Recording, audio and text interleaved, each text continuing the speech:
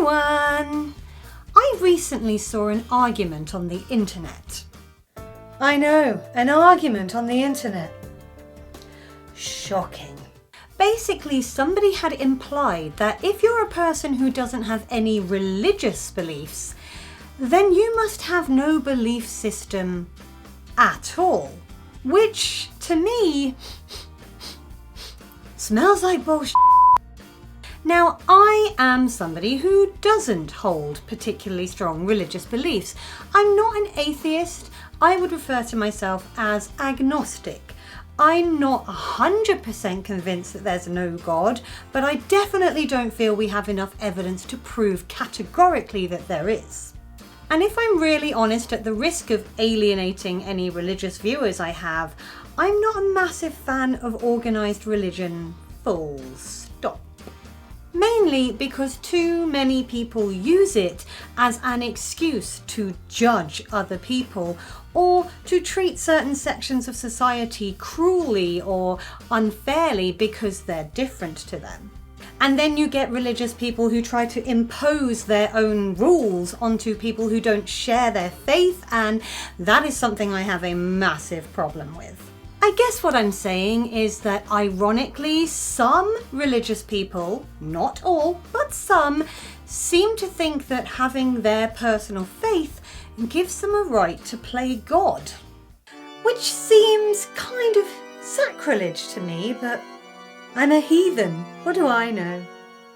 Now, I am in no way tarring all religious people with the same brush here. I know many people of many different religions who have huge, deep, strong faith, and they don't act in the ways that I've just described. And again, that's one of the reasons I refer to myself as agnostic rather than a full-on atheist. Not that I have an issue with anybody who's a full-on atheist either. If you are an atheist, you do you. But this woman I saw on the internet recently arguing with people, she was very much in that first category of religious people who just impose their views on other people and say that if you don't share them, you're bad and wrong. I find that mindset quite ironic, given that most religious faiths will teach about things like understanding, compassion, tolerance, and respect. But again, what do I know? So when I saw this woman on the internet saying that if you don't have strict religious beliefs, it must mean you have no personal or moral belief system whatsoever, it got my gander up. No.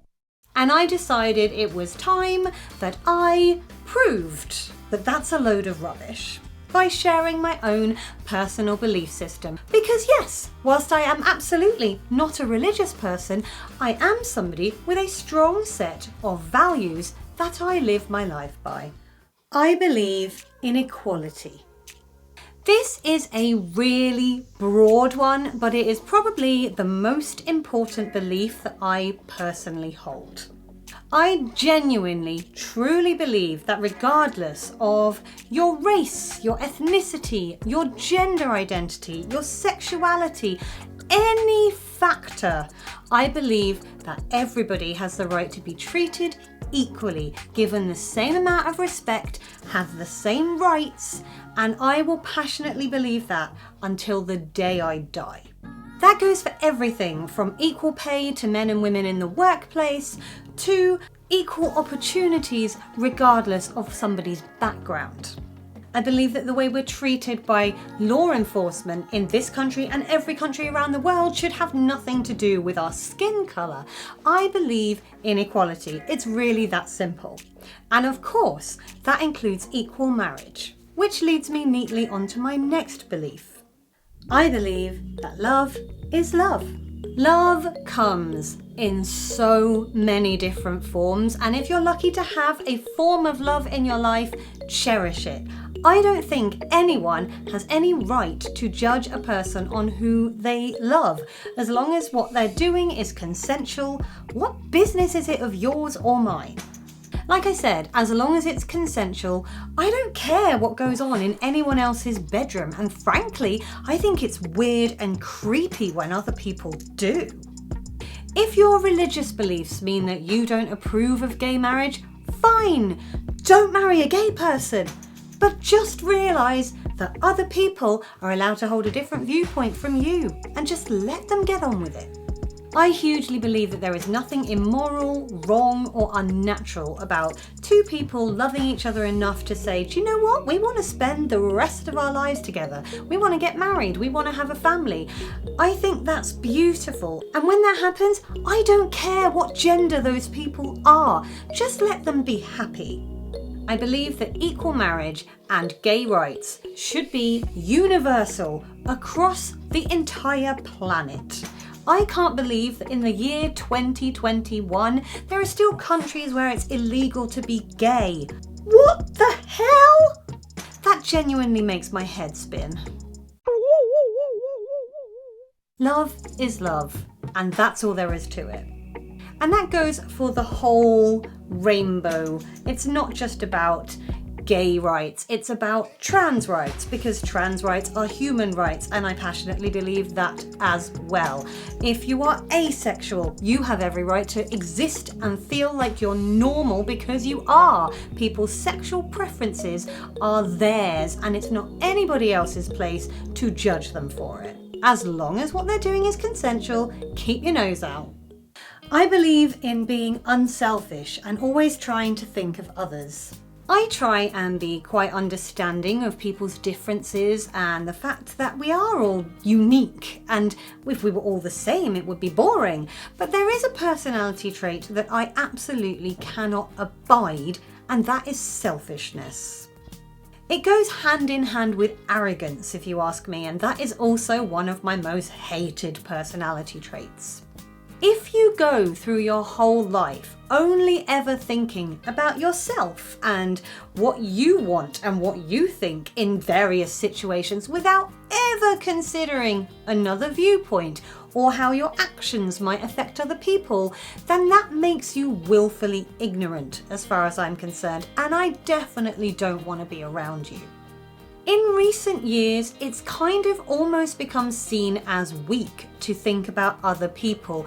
People bandy about the term snowflake to suggest that people who are saying, hang on a minute, we shouldn't say this because it's offensive to this community, are being pathetic and they'll melt if the sun hits them. I don't know, it's just a really stupid expression. The fact is, there is nothing wrong with considering how our words and actions and how the words of other people and the actions of other people can affect those who are different to us. It's just being considerate, it's not being weak. Let's be really honest with ourselves. I think we'd probably all hate to live in a world where everyone only ever thought of themselves, never gave a toss about anybody else. It would be horrible, in my view. Taking a few moments to think about how your actions might affect somebody else, or considering how someone else might be feeling before you say something that could be incredibly upsetting to them, doesn't make you weak, and it actually makes you a better person than someone who doesn't consider those things. Considering how to help other people isn't a sign of weakness, and it doesn't mean that we have to walk around on eggshells for the rest of our lives, scared of upsetting somebody. It's okay to get things wrong as long as you own that you have and say, oh God, sorry, I didn't think for a second there and I didn't mean to upset you. And yes, there will always be people who are oversensitive and get upset over very, very small things. I know, I am one. But that doesn't mean that everyone who ever says, oh, actually I'm really offended by what you've just done or said, is wrong. And it doesn't mean I'm wrong when I'm upset about silly little things. Everyone's emotions are different. To me, this is something that has always been a belief, but it's something that's become a lot stronger in the last 2 years. Yes, because of COVIDiots. Please all stop. The sheer number of people who over the last 2 years have literally said to me, you may as well just die because you're vulnerable. Stay at home forever. I don't care. I'm not wearing a mask. Blows my tiny mind. These people are starting to refer to themselves as freedom fighters, and honestly, it makes me want to bite them. but no, they're probably diseased, so no, I don't want to put them in my mouth. I need to rephrase that. I'll think of something else later. But seriously, nobody is curtailing your freedom. You're allowed to go to the pub, you're allowed to go to the shop, you can go to a theatre show, you can go and visit your mates, you can do whatever you want. People are just saying to you, please, when you're in a public area with other people, wear a face covering for that short amount of time to protect other people who might be more vulnerable to COVID than you.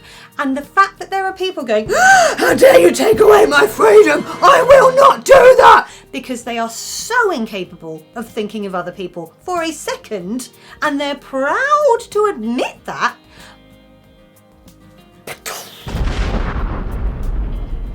I honestly think if we consider other people and we think about others' viewpoints, we might actually learn something. We might broaden our horizons. Life is nicer when we consider other people, and frankly, life is too flippin' short to be insular and just thinking of ourselves the entire way through.